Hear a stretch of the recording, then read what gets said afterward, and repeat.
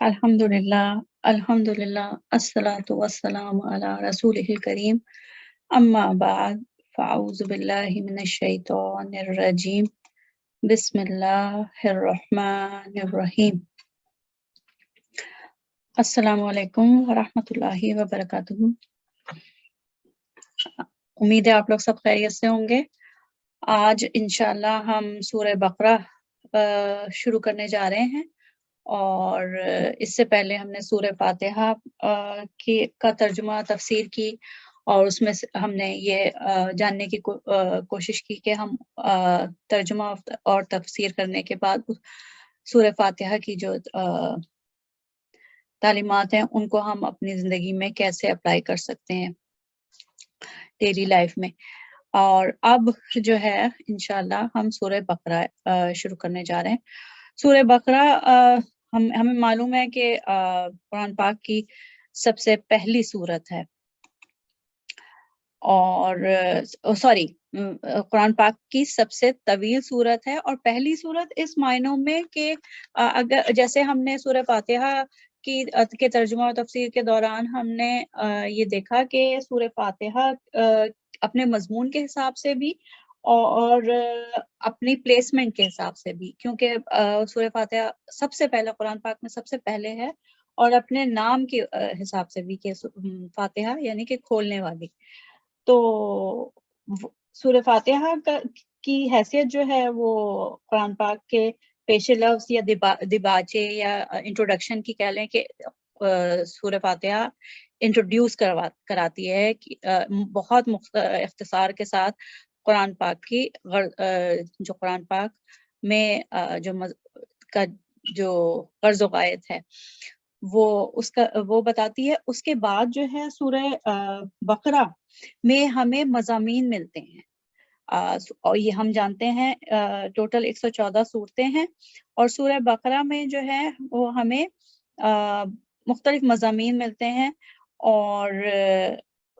मज़ामीन के हिसाब से अगर हम देखें तो ये कुरान पाक की पहली सूरत है। अच्छा, इसके ये सूरह जो है वो मदनी है और हम जानते हैं कि आप सल्लल्लाहु अलैहि वसल्लम की हयात तैयबा में मक्की दौर पहले था और मदनी दौर जो था वो बाद में था। तो ये मदनी सूरत है, लेकिन सूरह फातिहा के बाद फौरन पहली सूरत जो आती है वो मदनी सूरत आती है और इसके बारे में हमने इससे पहले जो एक सेशन किया था इम्पोर्टेंट पॉइंट्स, अहम नुकात कुरान पाक को पढ़ने के हिसाब से, कुरान पाक फ़हमुल कुरान के सिलसिले में जो अहम नुकात के बारे में जो हमने डिस्कशन किया था उसमें हमने ये डिस्कस किया था कि जो कुरान पाक की सूरतों की तरतीब है वो उसमें एक रब्त है, उसमें एक हिकमत है अल्लाह सुब्हान ताला की और वो हमें जानने की ज़रूरत है। जैसे जब हम सूरह फातिहा को बिल्कुल शुरू में देखते हैं तो वो अल्लाह ताला की तारीफ से शुरू होती है अल्हम्दुलिल्लाहि रब्बिल आलमीन और उसके बाद जैसे एक अपने रब हम अपने रब से हमारा तारुफ होता है उसके ज़रिए से और साथ ही साथ रब से तारुफ होता है और इस किताब की के गर्ज़ क़ायत यानी कि ये कि हिदायत की किताब है उससे भी हमारा तारुफ होता है। उसके बाद जो है हम जब सूरह की तमाम सूरह की तरतीब देखते हैं तो हमें शुरू में मदनी सूरह जो है वो नज़र आती हैं। जैसे सूरह बकरा है, फिर सूरह आले इमरान है, फिर सूरह निसा है, सूरह माइदा है। तो ये अपने नुज़ूल के एतबार से मदनी सूरह हैं और इस्लाम के जो अव्वलीन दौर था उसमें मक्की दौर जो कि शुरू के 13 साल शुरू के 12 साल और उसके बाद जो है वो मदनी दौर था। तो ये बाद की सूरतों को कुरान पाक में पहली जगह दी है। इस सिलसिले में भी हमने अभी जो पिछला सेशन किया है तारुफी सेशन उसमें हमने डिस्कस किया है। मैं दोबारा उसको दोहरा देती हूँ कि जैसे नज़्म कुरान के सिलसिले में हमें एक स्कॉलर मौलाना हमीदुद्दीन फराही की रिसर्च کو اگر ہم ڈسکس کریں اور دیکھیں تو اس میں انہوں نے اپنے جو ریسرچ کی ہے، اپنی تحقیق کی ہے، انہوں نے یہ حکمت جاننے کی کوشش کی ہے کہ ایسا کیوں ہے کہ جو ترتیب نزولی تھی، جس وقت کے قرآن پاک نازل ہو رہا تھا، تو اس وقت جو صورتوں کی ترتیب تھی وہ مختلف تھی. یہ ہم جانتے ہیں کہ جو پہلی صورت نازل ہوئی ہے پہلی وحی کے ساتھ، وہ سورہ الق کی شروع کی 5 آیت ہیں، اور اس کے بعد جیسا کہ ہمیں تحقیق سے معلوم ہوتا ہے کہ شروع کی جو 5 صورتیں ہیں وہ پہلے سورہ الق ہے، پھر سورہ مدثر ہے، پھر سورہ قاف ہے، پھر سورہ ہود ہے، اور پھر سورہ التکویر ہے. یہ ایک روایت کے مطابق جو کہا جاتا ہے کہ حضرت علی رضی اللہ تعالیٰ عنہ نے اپنے طور پر ترتیب نزولی کے اعتبار سے قرآن پاک کو کمپائل کرنے کے لیے اپنے پاس جیسے محفوظ رکھنے کے لیے انہوں نے ایک نسخہ رکھا تھا. تو ان کی جو ملی ہیں جو ان کا نسخہ تھا، اس سے یہ معلوم ہوا ہے کہ جو ہے سورہ الق جو پہلی سورت نازل ہوئی ہے، اور یہ ہم جانتے ہیں کہ بیچ میں وقفہ آیا تھا، پہلی اور دوسری وحی کے درمیان وقفہ آیا تھا، اور جس میں تقریباً 2 سے 3 سال کا وقفہ تھا. اور اس کے بعد سورہ مدثر، دوسری وحی میں سورہ مدثر، اور پھر تیسری میں سورہ قاف، پھر سورہ ہود، اور پھر سورہ التکویر. تو یہ جو ہے نزول کے اعتبار سے تو یہ شروع کی صورتیں ہیں. لیکن اگر میں آپ کو اس کے نمبر بتاؤں تو سورہ الق جو پہلی وحی میں نازل ہوئی تھی، وہ ہمارے پاس جو مصحف ہے اس وقت، جو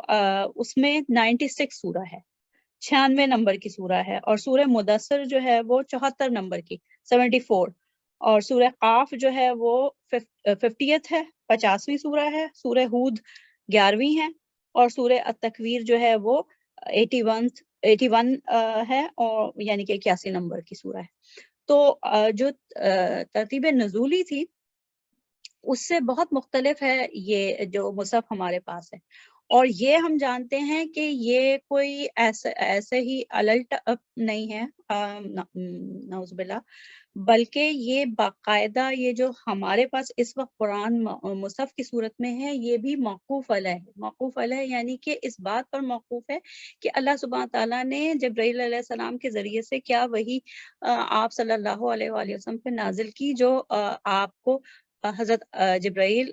رمضان کے دوران، ہر سال رمضان کے دوران دورہ قرآن کراتے تھے، اور اس میں اس وقت تک کی جتنی آیات اور جتنی صورتیں نازل ہوتی تھیں ان کو اس ترتیب سے پڑھتے تھے جیسا کہ اللہ سبحانہ تعالیٰ نے ان کو وحی کی تھی. تو یہ جو موجودہ قرآن ہے جو صحابہ اکرام کے دور میں مرتب ہوا اور کتابی صورت میں آیا، وہ جو ہے وہ عین اس ترتیب کے حساب سے جیسا کہ اللہ سبحانہ تعالیٰ نے جبرائیل علیہ السلام کے ذریعے سے آپ صلی اللہ علیہ وآلہ وسلم کو وحی کی تھی. تو اس میں جو حکمت ہے کہ جو مدنی صورتیں تھیں جو بعد میں نازل ہوئی تھی، بعد کے زمانے میں نازل ہوئی تھی، وہ کتاب کے شروع میں رکھی گئی ہیں. تو اس میں کیا حکمت ہے؟ تو اس میں جو ہمیں ملتا ہے اسکالرس کا جو انہوں نے کوشش کی ہے اس حکمت تک پہنچنے کے لیے، وہ یہ کہ جس وقت نزول جس وقت وحی نازل ہو رہی تھی اس وقت تک تو جیسے حالات تھے، جیسے آپ صلی اللہ علیہ وآلہ وسلم ابتدائی دور میں مکہ مکرمہ میں تھے، اور وہاں پہ جو کفار سے کن لوگوں سے ان کا واسطہ تھا، اور صحابہ اکرام جو کہ شروع میں اسلام قبول کر رہے تھے ان پہ کیسے مظالم ہو رہے تھے، اور وہ کس قسم کے لوگوں کا مقابلہ کر رہے تھے. تو وہ جو آیات ہیں مکی دور کی آیات ہیں، ان میں وہ پس منظر ہے کہ مکی دور کی آیات میں ہم کیونکہ مکہ میں مشرکین زیادہ تھے، تو مکہ میں مشرکین زیادہ تھے، تو مکی دور کی آیات میں ہمیں جو ہے توحید پہ زیادہ آیات ملتی ہے، توحید کے عقیدے پہ، اور قیامت، روز قیامت، اور لائف آفٹر ڈیتھ، یعنی کہ جو قیامت میں ہمیں دوبارہ جی اٹھنا ہے، وہ اس عقیدے کے متعلق مکی صورتوں میں زیادہ ہمیں آیات ملتی ہیں، اور جب مدنی صورتوں کی طرف آتے ہیں تو اس میں ایک معاشرے میں جو جو چیزیں ہوتی ہیں، جو احکام چاہیے ہوتے ہیں، جو صورتحال پیش آتی ہے، وہ ان کے متعلق، ان مضامین کے متعلق ہمیں مدنی صورتوں میں ملتی ہیں آیات۔ تو جب قرآن پاک جو حکمت جو بیان کی ہے وہ یہ کہ قرآن پاک جب مرتب ہوا کتابی صورت میں تو اس وقت تک مدنی دور تقریباً ختم پہ تھا، اور ایک مسلم سوسائٹی، ایک معاشرہ جو ہے وہ تشکیل پا چکا تھا، اس میں مسلمان موجود تھے اور ان کا پورا ایمان تھا، اور ان کو اب جیسے اپنا جیسے جیسے ایک کسی سوسائٹی کو، ایک کسی کمیونٹی کو جو زندگی گزارنے کے لیے ہدایات چاہیے تو اس کی ضرورت تھی۔ تو جب قرآن اور آگے کی بھی مطلب مستقبل میں بھی جو مسلمان آتے جائیں گے ان کو بھی جب وہ ایمان لے آئیں گے تو پہلے ان کو وہ یہ سورہ بقرہ، سورہ آل عمران، سورہ نساء اور سورہ مائدہ میں وہ آیات، وہ مضامین پہلے آ جائیں، پہلے پڑھ لیں وہ، جو کہ ان کی زندگی گزارنے کے لیے معاون ثابت ہوں۔ تو یعنی کہ یہ حکمت کے پہلے جب جس وقت قرآن پاک نازل ہو رہا تھا تو جیسے جیسے حالات تھے اس حساب سے آیات نازل ہوئی، لیکن جب قرآن پاک پورا نازل ہو گیا تو اس کو مرتب جو کیا، کمپائل جو کیا، وہ اس حساب سے کہ اب مسلمانوں کے لیے یہ ایک لائحہ عمل ہے، یہ صحیفہ قرآن پاک جو اللہ سبحانہ تعالیٰ کا کلام ہے، اب اس سے یہ مسلمان اپنی ہدایت اخذ کریں گے، تو اسی حساب سے، اسی حکمت سے جن مسائل سے، جن چیزوں سے اسلامی معاشرے اور کمیونٹی کو واسطہ ہو سکتا ہے، وہ مضامین پہلے آ گئے، مدنی صورتوں میں آ گئے۔ تو یہ تعارف تھا۔ اچھا، اور دوسرے یہ کہ جو مکی صورتوں کا پس منظر یہ ہوتا ہے کہ وہی مشرکین تھے وہاں پہ، تو مشرکین کے متعلق، مشرکین سے کے حساب سے اس پس منظر میں آیات آتی ہیں، اور جب یہ مدنی زندگی میں جب یہ سورہ بقرہ جو ہے وہ مدینہ میں نازل ہوئی ہے تو وہاں پہ پس منظر دوسرا ہے، وہاں پہ اہل کتاب ہیں، وہاں پہ یہود کے قبائل ہیں، 3 یہود کے جو قبائل آس پاس کی بستیوں میں رہتے تھے، اور تو وہاں پہ اب جو مضامین ملیں گے سورہ بقرہ میں، وہ ہمیں بنی اسرائیل سے متعلق ملتے ہیں، اور اس میں خطاب بھی آتا ہے یا بنی اسرائیل اذکروا، کیونکہ اب مدینہ میں جو ہے وہ وہاں پہ قریبی بستی میں یہود کے قبائل رہ رہے ہیں، تو اب وہ مضامین ہمیں ملیں گے۔ اور پھر مکہ میں جو تھا، مکی زندگی میں یہ تھا کہ جو بھی دشمنی تھی، جو بھی کشمکش جاری تھی اور ظلم اور ستم وہ قریش کے لوگ جو ہیں مشرکین ڈھاتے تھے، وہ کھلم کھلا تھا، وہ دشمن تھے تو کھلم کھلا دشمن تھے، لیکن جب مدینہ میں آئے تو ایک ایلیمنٹ جو ہے منافقین کا آیا، تو اس کا بھی ذکر ہے ہمیں سورہ بقرہ میں ملتا ہے۔ تو یہ اس کا مختصر تعارف ہے۔ اور پھر وجہ تسمیہ یہ کہ اس کو سورہ بقرہ یعنی کہ گائے کی صورت جو ہے وہ اس کی وجہ یہ ہے کہ اولین دور میں جب صحابہ اکرام ایک دوسرے سے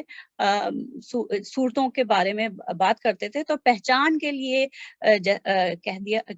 دیتے تھے کہ وہ سورہ جس میں کہ گائے کا ذکر ہے، تو اس لیے اس کا نام جو پڑا ہے سورہ بقرہ، وہ اس لیے کہ وہ اس کا مطلب ہے کہ پہچان کے لیے کہ وہ سورہ جس میں گائے کا ذکر ہے۔ اس کا یہ مطلب ہرگز نہیں ہے کہ اگر اس چیپٹر کا نام بقرہ رکھا ہے تو اس میں گائے کے مسائل بیان ہوئے ہیں، نہیں، بلکہ یہ صرف پہچان کے لیے علامتی طور پر جو ہے اس کا نام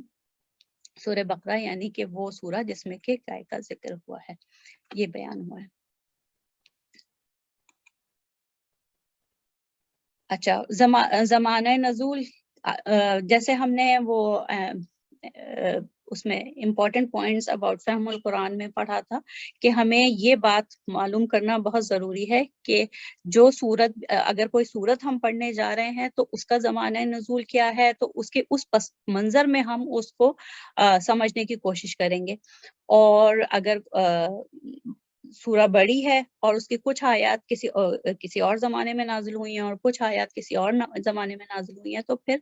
گروپس آف آیات کا جو ہے وہ ٹائمنگ آف ریولیشن اور کانٹیکسٹ آف ریولیشن ہم معلوم کریں گے تاکہ ہم صحیح طریقے سے آیات کو سمجھ سکیں. تو ٹائمنگ آف ریولیشن کے حساب سے، یعنی کہ زمانہ نزول کے حساب سے جو ہے سورہ بقرہ کو اگر ہم دیکھیں تو اس کا زیادہ تر حصہ جو ہے وہ مدنی زندگی کے اولین شروع کے سالوں میں نازل ہوا، اور کچھ حصہ جو ہے اسی سورہ کا وہ مدنی زندگی کے آخری سالوں میں نازل ہوا، جیسے سود کے متعلق آیات جو ہیں وہ آخر کے زمانے میں نازل ہوئی. پھر جو آخری 2 آیات ہیں سورہ بقرہ کی، جو کہ ہم عموماً عشاء کے بعد یہ رات کو سونے سے پہلے پڑھتے ہیں، تو وہ آیات جو ہیں وہ روایت کے مطابق وہ واقع معراج میں نازل ہوئی تھی، یعنی کہ وہ مکی دور میں، وہ 2 آیات جو تھیں وہ مکی دور میں نازل ہوئی تھی. اب ہم اگر یہ معلوم کرنے کے بعد ہم تھوڑا سا غور کریں کہ کس طریقے سے اللہ تعالیٰ نے اپنی حکمت سے آیات کو جوڑا، ترتیب وار وحی کے ذریعے ایک کمپائل فارم میں کیا، جیسا کہ آپ صلی اللہ علیہ وسلم کے پاس حضرت جبرائیل آتے تھے، تو جس ترتیب سے وہ سورہ کو پڑھتے تھے وہی ترتیب آپ صلی اللہ علیہ وسلم صحابہ اکرام کو بتاتے تھے، اور پھر وہ جو صحابہ اکرام اپنے پاس نسخے تیار کر رہے تھے وہ لکھ لیا کرتے تھے. تو اس طریقے سے پوری سورت کی ترتیب بھی کہ کون سی سورت کس کے بعد آئے گی، اور پھر ودن ون سورہ آیات کی ترتیب بھی جو ہے وہ اللہ سبحانہ تعالیٰ کی طرف سے وحی کی گئی تھی. اچھا، اب کانٹیکسٹ آف ریولیشن پہ جیسے ابھی ہم نے تعارف کے سلسلے میں پڑھا کہ اس کا جو مدینہ منورہ کا جو کانٹیکسٹ ہے، اس میں جو قومیں آباد ہیں، جو قبائل آباد ہیں، وہ مکہ سے کافی ڈفرینٹ تھا. مکی دور کی کشمکش مختلف تھی اور مدنی دور کی کشمکش تھوڑی سی مختلف تھی، کیونکہ یہاں پہ اب کچھ تو کھلم کھلا دشمن بھی تھے اور کچھ منافق، اور کہیں زیادہ تعداد میں منافقین بھی تھے، اور اسلام کا دائرہ وسیع ہو رہا تھا. قبائل جو ہیں وہ ایک کے بعد ایک جو ہے اسلام میں داخل بھی ہو رہے تھے، اور جب وہ داخل ہو رہے تھے تو ان کو پھر اسلام کی تعلیمات دینا اور زندگی کے متعلق احکام بتانا، جیسے جیسے اسلام کا دائرہ وسیع ہو رہا تھا ویسے ویسے جو ایک کمیونٹی بن رہی تھی ان کو زندگی کے مختلف پہلوؤں کے متعلق احکام بتانا، وہ بھی کانٹیکسٹ میں ہی ہے کہ اب جو ہے ہمیں جو مدنی دور میں جو صورتیں ملیں گی تو اس میں احکامات بھی ملیں گے، عبادات کے متعلق بھی ملیں گے، اور آئلی زندگی کے متعلق بھی، اور معاشرتی زندگی کے متعلق بھی.